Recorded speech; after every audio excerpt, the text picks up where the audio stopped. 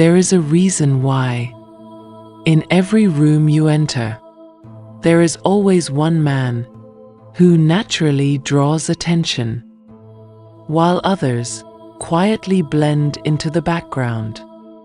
Why some are effortlessly followed, while others are barely remembered once they have spoken. This is not luck, and it is more than just charisma. This is presence. But what most people believe about it barely scratches the surface. What we have been told is often oversimplified, sometimes even misunderstood. Today, you are invited to explore an idea that few truly grasp, a perspective that might just explain why some people seem to influence the world around them, while others go unnoticed. So, listen closely, because once you hear what I am about to share, you may never see yourself or this world quite the same way again.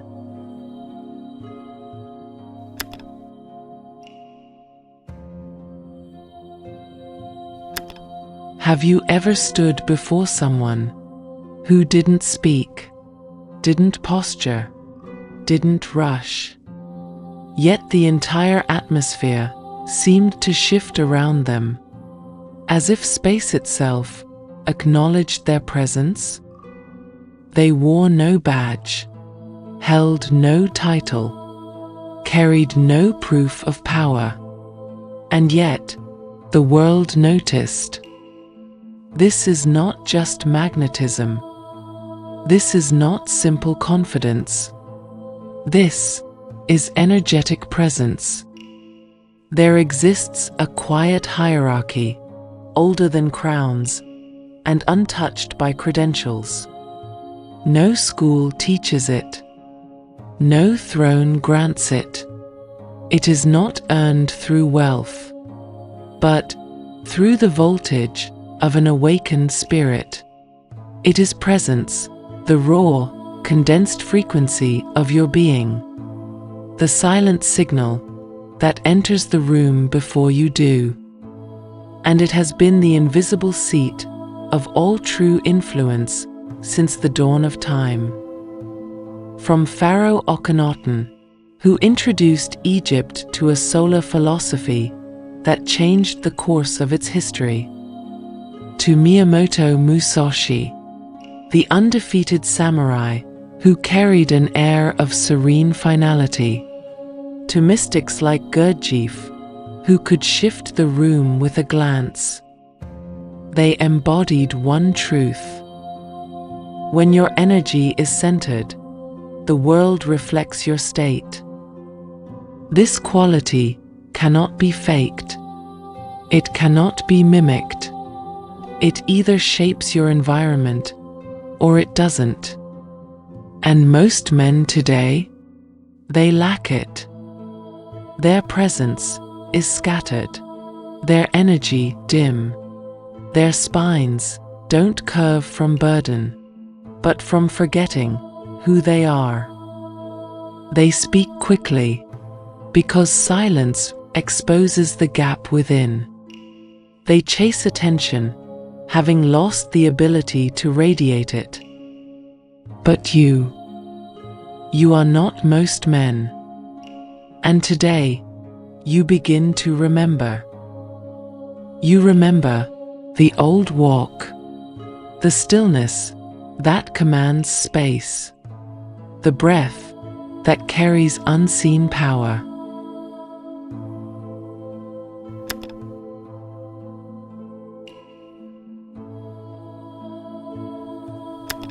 There is a quiet power within you, an ageless river, often dismissed, yet known to change the course of lives and empires.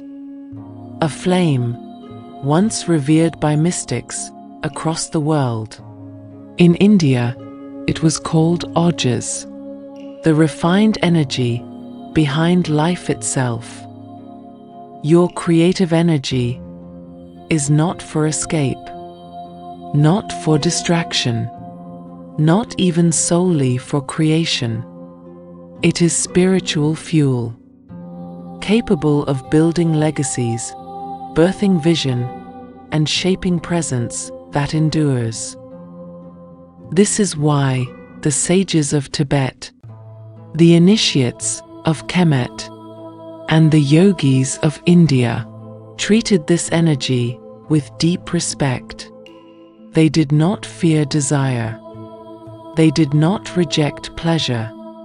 They understood its source and trained to hold it with reverence, like lightning resting in still hands. Ancient traditions believed that when this energy is preserved, it transforms the mind, awakens deeper awareness, and shifts one's destiny. But what does modern culture say? Waste it in pixels. Let it slip with every click. Celebrate distraction over discipline and fantasy over purpose. Every time it slips away, a treasure is lost without return. And that emptiness you feel after? It is not random. It is your inner self mourning, a gift you forgot to protect. Charisma is not taught in books. It reveals itself when your charge returns to source, and your eyes begin to carry storms. Transformation begins not when you resist inner surge, but when you understand its signal. Your power is building, and now the real work begins.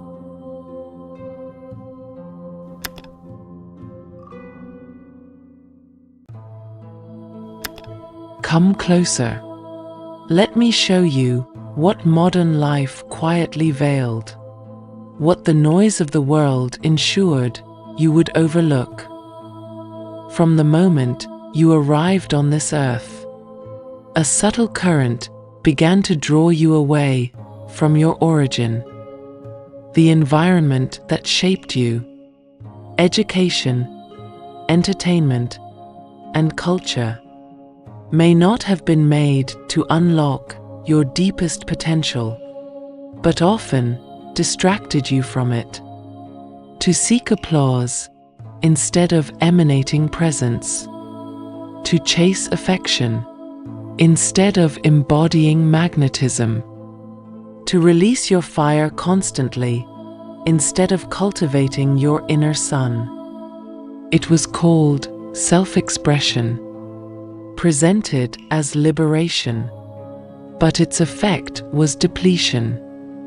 Because the more divided you become within, the easier it is to be shaped from without. As Lao Tzu once taught, the sage who wandered mountains and watched empires rise and fall, the man who masters himself is mightier than the man who conquers a city. And now, most men drift like forgotten spirits, their light flickering, their spine bowed, their voice uncertain, not from physical weakness, but from disconnection to the deeper self. But you are not most men. The remembrance begins now.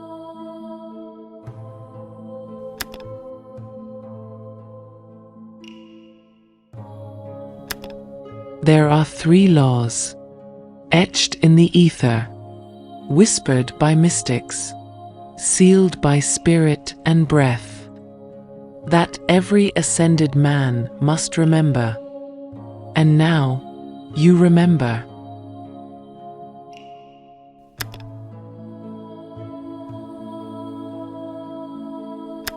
Power does not belong to the scattered. It answers to the silent, the still, the sovereign. Steam moves an empire only when sealed. Likewise, your energy must be held, pressurized, consecrated. Only then does it become potent. This is why the ancients vanished into caves, why they guarded their seed like gold, why they bathed in silence, breath, and practice. They were not running from the world. They were withdrawing to ignite. So I say to you, do not squander your inner force. Do not speak without fire. Do not consume without clarity. Withdraw, accumulate, and when the hour calls, unleash like lightning.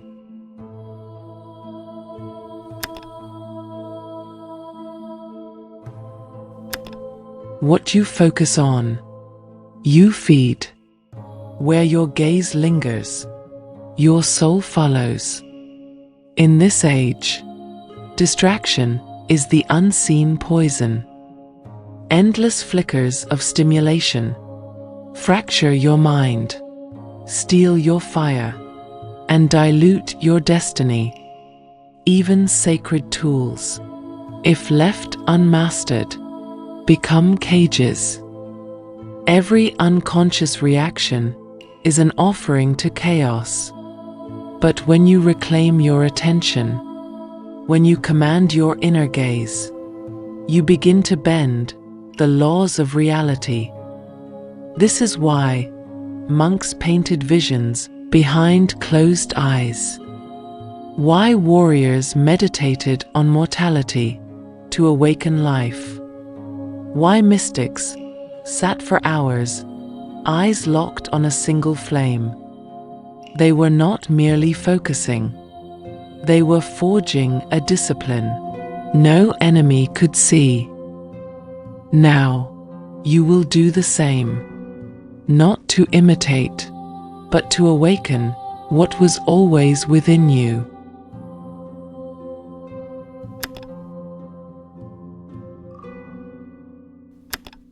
Every kingdom that rose, every sage who glowed, every master who transcended form, knew this. The primal becomes divine when the energy ascends. This is the path of Kundalini, the inner fire of alchemy, the ancient fire that stirs dormant codes in your bones. Some call it flow state. Others speak of chi, tamo, or the serpent fire. Call it what you will. It is one.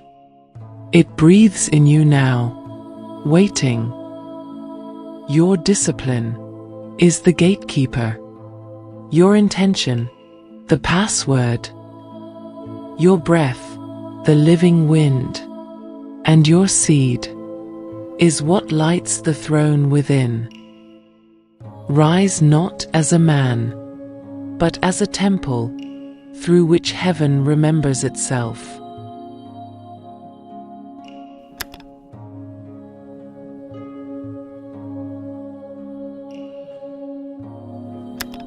There is a force, unspoken, unteachable, unmistakable. Some call it the it factor, but the wise know it is the mark of a man who has returned to himself.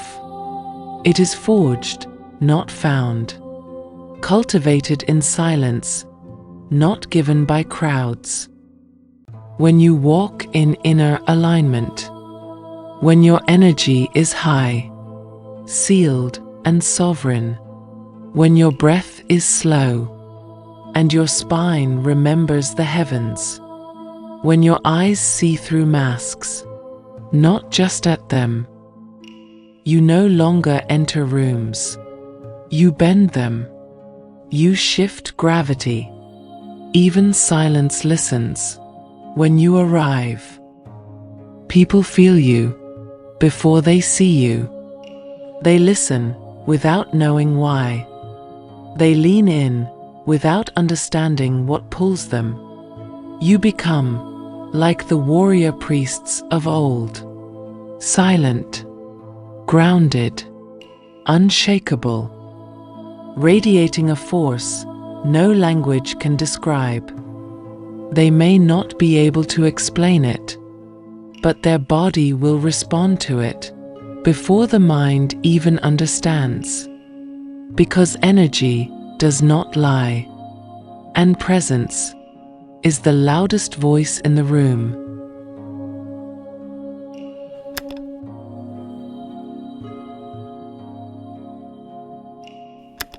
Power is not random.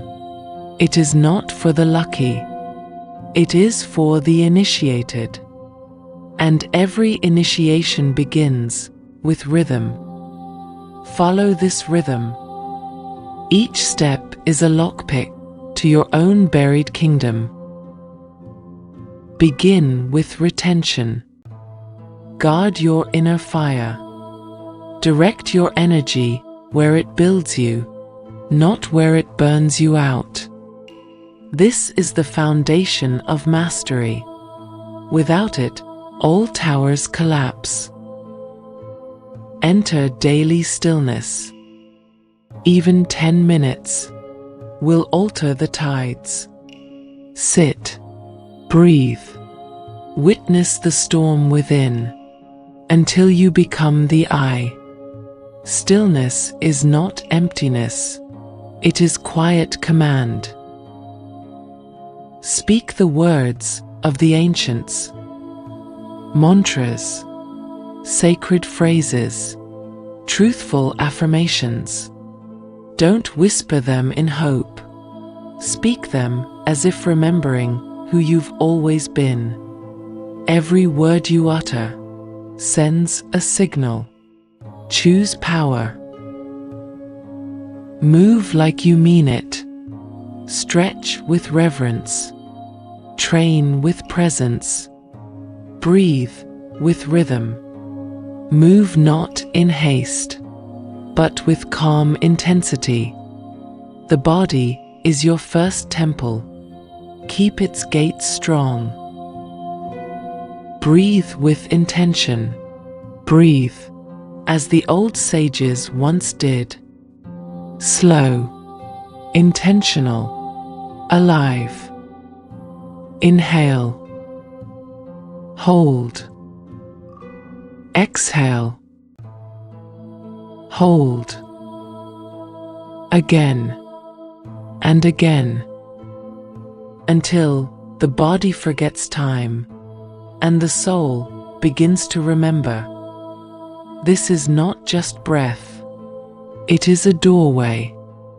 With each cycle, you steady the mind and unlock your higher awareness. Guard your attention like royal gold.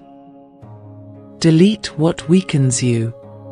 Silence what scatters you. Withdraw from the circus. Your gaze is sacred. Let it nourish only what strengthens you. Visualize the ascent. Close your eyes. See the energy rise from root to crown. Each breath a lift. Each image a spark. You are remapping your inner world. You are reclaiming the throne. These are not just habits.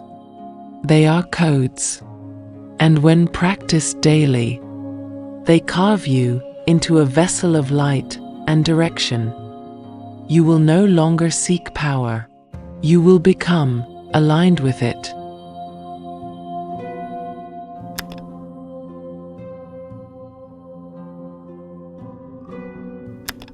What if I told you the men you quietly revere, the ones who move through the world like storms and suns, are not chosen. They are self-forged. They mastered their inner kingdom, and the outer world responded to their alignment. You are not broken. You are uninitiated. But that ends now. From this moment forward, speak less, feel more, pull back your energy, sharpen your presence, train not to impress, but to embody. Do not walk the earth to be noticed. Walk so deeply anchored that others feel something shift when you pass. For true attraction is not loud. It is the echo that lingers after you're gone. And true influence is not control. It is becoming the quiet center around which others find balance and direction. Your ancestors are leaning in. Your future self is calling out. And I hold you close in the embrace of remembrance where you've always belonged. You were never meant to chase thrones. You were born to return to yours. Let the final seal be set. Now rise and become the beacon. This is only the beginning. You have awakened a flicker, but soon you will command the storm. In the next chapter, you will cross the threshold and uncover a long-lost force, once guarded by kings, prophets, and the unseen designers of destiny. The power that transforms men into myths, and myths into movements. But before you step through that gate, you must name the fire rising within you. If your soul knows what you have become, comment below. My energy speaks before I do. Let this moment resonate deeply. Now go, protect your fire. Guard it like the last ember of your becoming. Do not waste it on noise. Do not trade it for applause. It is not theirs to touch. It is yours to ignite, to ascend, to become. When you feel the shift within, lean into what's next, because what comes next will rewrite everything.